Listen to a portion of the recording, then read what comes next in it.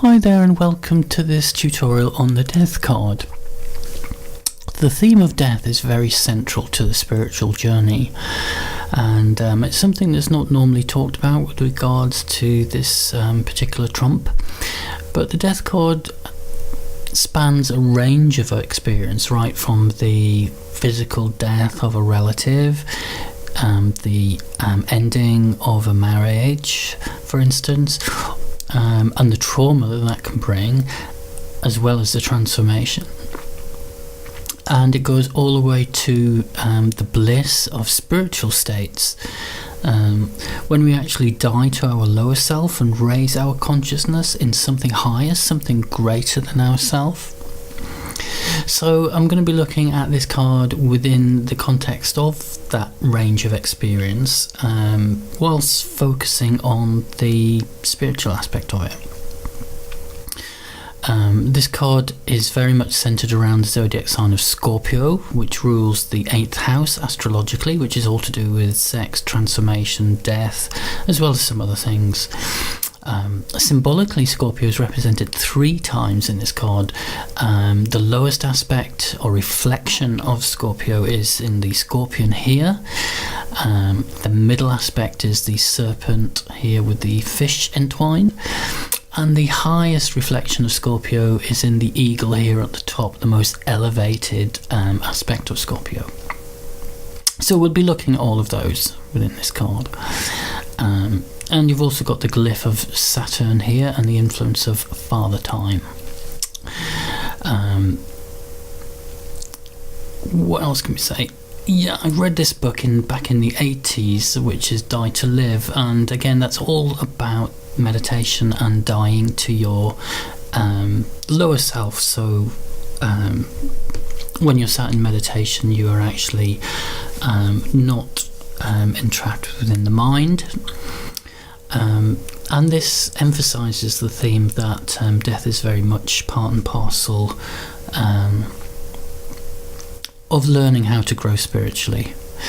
And indeed we can see that in scripture, and it's very much part of the Bible. For instance, as Romans 8:6 says, "For to be carnally minded is death." Carnal is really sort of the lower mind. But to be spiritually minded is life and peace. So that would be the peace and stillness that we can find inside in spiritual realms. So what this is saying basically is if people are not in touch with their spirituality, then essentially they're dead. Which is quite a big statement to make. Okay, that's it for the introduction. We'll go on to have a look at the card in some detail now. Just a quick comparison of the death trumps in various different suits. We've got the Rider-Waite here on the left, where you've got the skeleton in black on the white horse. And it's only the child down the bottom here that actually does not fear death. But we can, if I've ever got time, we'll go through the symbolism of the Rider-Waite. The B.O.T.A deck by Paul Foster Case has the skeleton as the Grim Reaper, and we've got the Thoth card here on the right hand side here. So these two are very similar.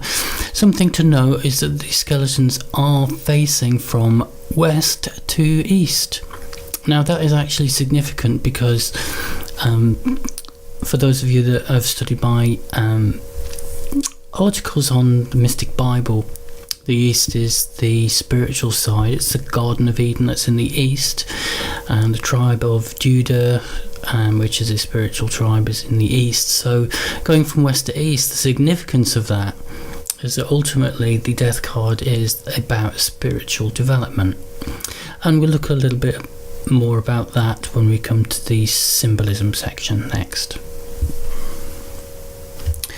Okay, we'll now look at the death trump in relation to the Tree of Life. So the Tree of Life is really important because it is a glyph of how the energies of the universe actually unfold from the top Sephiroth here, which is Keta, all the way down to Earth. So essentially you've got spirit manifesting down through these spheres which change the energy of spirit, so it becomes matter in the final Sephiroth here. So the death trump is on this path here between Tiphereth, which is to do with Christ consciousness. Why is it to do with Christ consciousness? Well, you've got spirit here, and you've got the direct route right down here, and it's like the reflection of God. So it's between this Sephiroth here and Netzach, which is the 7th. This is to do with emotions. It's also got other attributes, but in relation to the death card, it's essentially between sort of the lower personality here and the higher consciousness. So it's moving out of the lower consciousness here, moving towards our Christ consciousness, our spiritual self. And that's really what the death card is about. It's about leaving behind that part of us, that lower self, to become seated in a more spiritual sense of self. And it's also related to Binah here. Binah is all to do with energy from God coming into form, and in doing that, it starts to give energy its limitations. So, in other words, we've got the infinite nature of God, but once the sort of formed structure of universe begins to manifest, then we've got that sense of time, that sense of ending, that sense of death. And if you can see here, we've got a glyph of Saturn. Now if we go to the death card itself, we've got this glyph of Saturn here. So it's that sense of Father Time giving beginnings and endings. So this is why it can be useful to know this background information there. Okay, we'll move on to the next section. Okay, the next section we'll have a quick look at the Hebrew association of the card and the astrology. So how do we locate these two qualities in terms of the card layout? Well, we've got the Hebrew here on the left and the astrological link on the right. So we've got Scorpio here, which is, as I mentioned, is represented by the scorpion, the serpent and the eagle, which are all reflections of the same zodiac sign. So with Scorpio, Scorpio rules the 8th house, which is to do with sex, sexuality, death and rebirth. In the notes that I've got on my website, there will be a diagram on death, birth, reincarnation, and it's quite an intense house and an intense sign. It's a water sign, and we'll have a look at those 3 reflections of Scorpio in the symbolism section. So if we move on to the Hebrew association, this is letter is referred to as Nun, but it's spelled N-U-N, and it means fertility and growth. And fish are known for their ability to be fertile in the water, and indeed the card itself is a picture of Osiris underwater. So we have this theme of fish. And with regards to fertility and growth, that does come after death. Again, it links in with the card itself. With death, we do get that, or it gives us the opportunity for growth into something new. The fish is also associated with Christianity. Here we go, the fish hats. And it's also associated with things like Jesus Christ, where you've got the disciples being fishermen. Again, the word fisherman is all symbolic. And Christ was not the only one to be born a virgin and to be resurrected. We've got Krishna that did exactly the same. You've got stars in the east, resurrected, Horus, Mithra, Dionysus. It's all the same thing. It doesn't diminish the role of Christ whatsoever. it just shows that he's representing a spiritual process which has been going on long since the birth of Christ. So I think that covers that particular section, and we'll now go on to the detailed symbolism of the card itself. Okay, looking at the reflections of Scorpio here, we'll go straight to the lowest form, which is the Scorpion here. The Scorpion is situated between the legs of Osiris here. So it's again ruled by Saturn, which is all to do about time, which is beginnings, endings, and it's also between a lily here and a rose, which is the Alpha and Omega. The Alpha and Omega is mentioned in the book of Revelations. Again, Alpha being the beginning, Omega is the end, and the Scorpion is like trapped between these two. And we know, for legend has it, when the Scorpion is trapped and it doesn't see any way out, it can sting itself to death.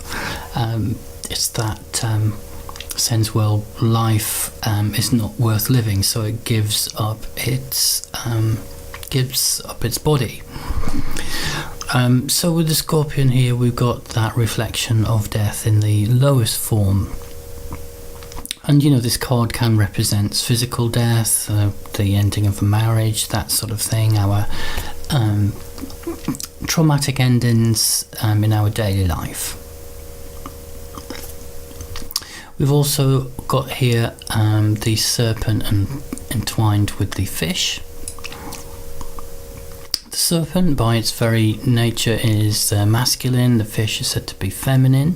So we've got that masculine and feminine aspect. The serpent reflects both sides of life: beginnings, endings, consciousness, unconsciousness. So it's like life and death are really like two curves of the same serpent. And they're also located right at the end of the phallus-like net here that Osiris has, because this goes right into its groin, and they're just right behind that. So again, it gives this idea of fertility and the fish. And the highest reflection of Scorpio is the eagle, which ascends, and as you can see, it's got these attachments here that go all the way across. So the eagle really represents the ecstasy of the spiritual orgasm.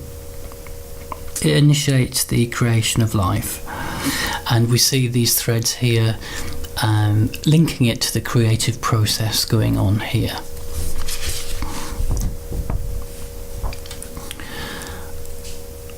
These three also represents the three states of matter, which Crowley says, so the Scorpion would be solid, it's got the hard shell, so we've got eyes, we've got the fluidity of the serpent, which is liquid, and the eagle ascends, and therefore that represents gas. So it's like three reflections of the same energy.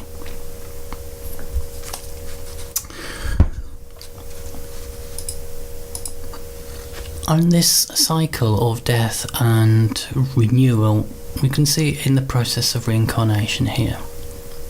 Again, this is in the notes on the website.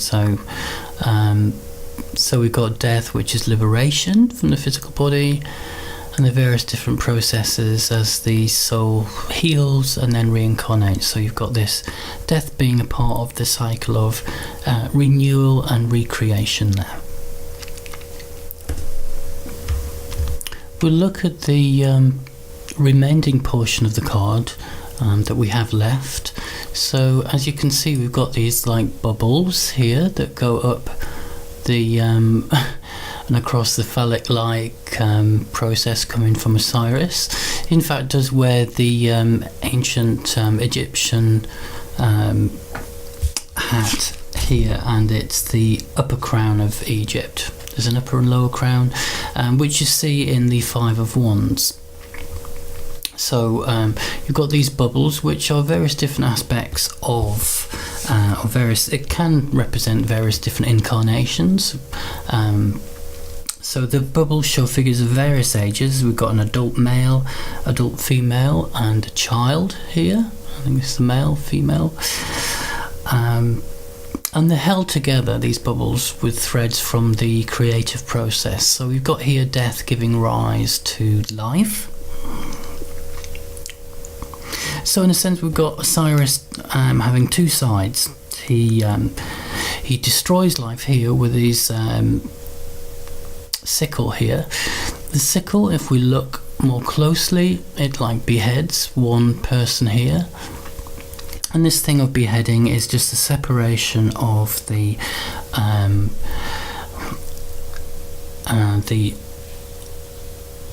higher centers, which reside in the 1,000-petal lotus, the higher chakras, from the lower. So it's residing in your sense of spirit. It's got nothing to do with actually lopping someone's head off. So beheadings are talked about in the Bible and the Quran, that sort of thing, and all it means is detaching yourself from your carnal side, which is your lower nature here.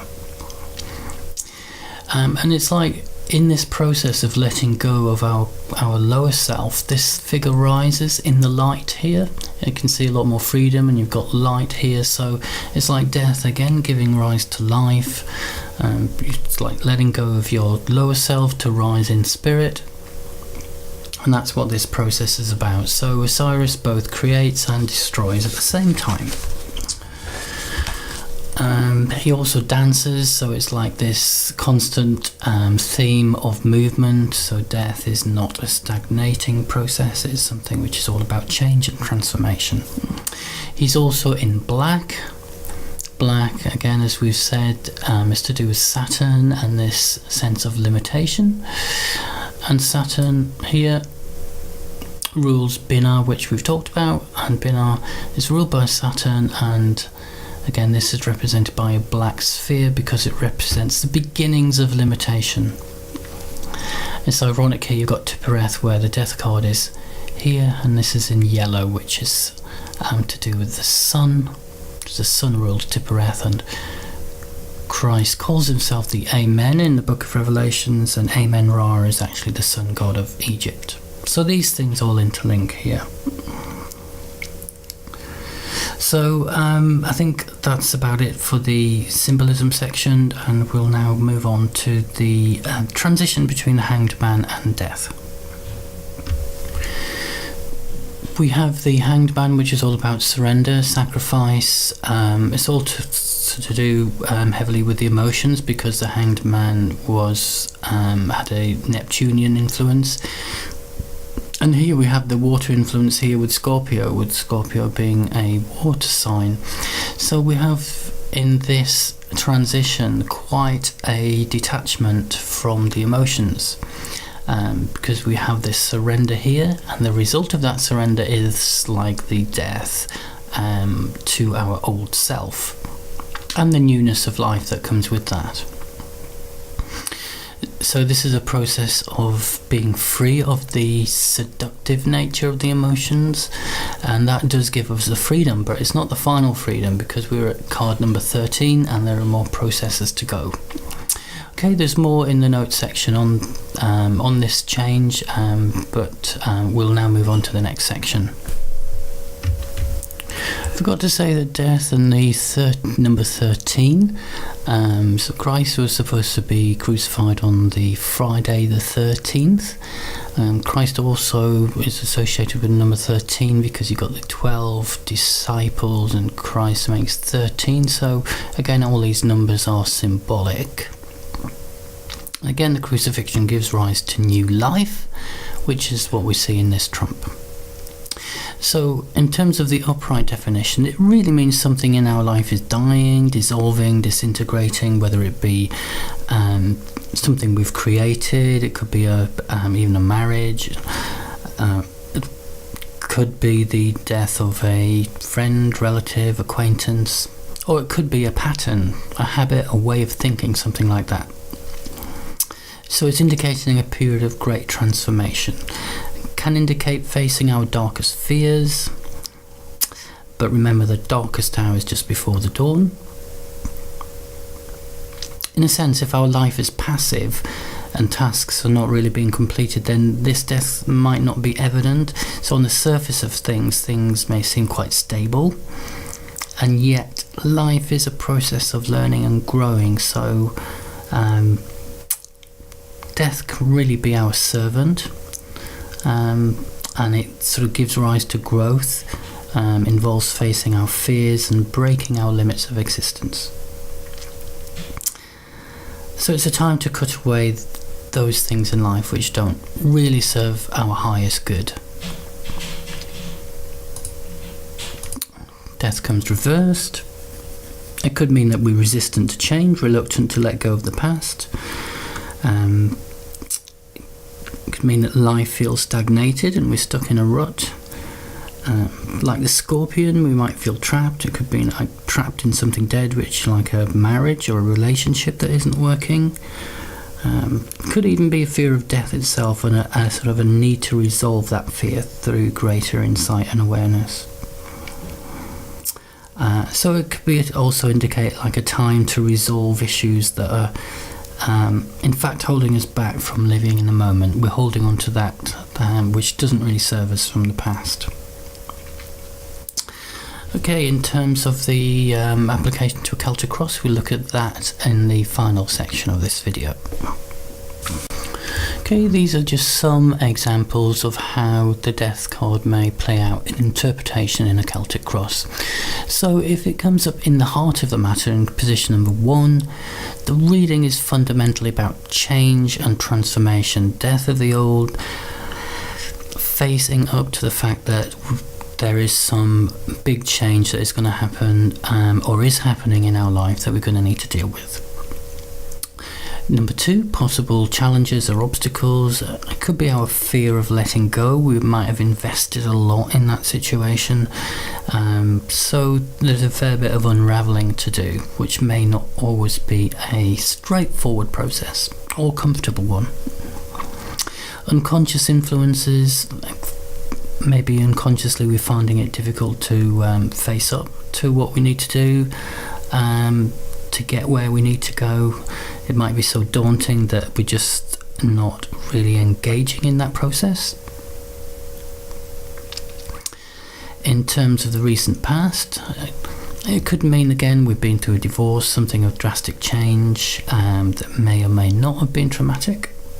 Hopes and goals, to be emotionally content, as we saw in the previous section on the transition from the Hanged Man. So we've got like emotional freedom. It's being away from the things that are tying us down, things that are restricting us, like the scorpion. Short-term future, need to make a decision, major decision which will change our life. Self-image in the situation, stuck like the scorpion, feeling the need to move on in our life, and that could easily apply to the card number 8 as well, feeling trapped in our current environment, because this is an environment card, the number 8 as well. Guidance and warning is really saying that we need to embrace this change and flow with it rather than resist it. An overall outcome is freedom from that which does not really serve us, things that have been holding us back, and being emotionally and spiritually fulfilled. So that gives you a general idea how this card plays out in a spread. Okay, thanks ever so much for watching, and we shall go on to the rather complex art card next. Bye for now.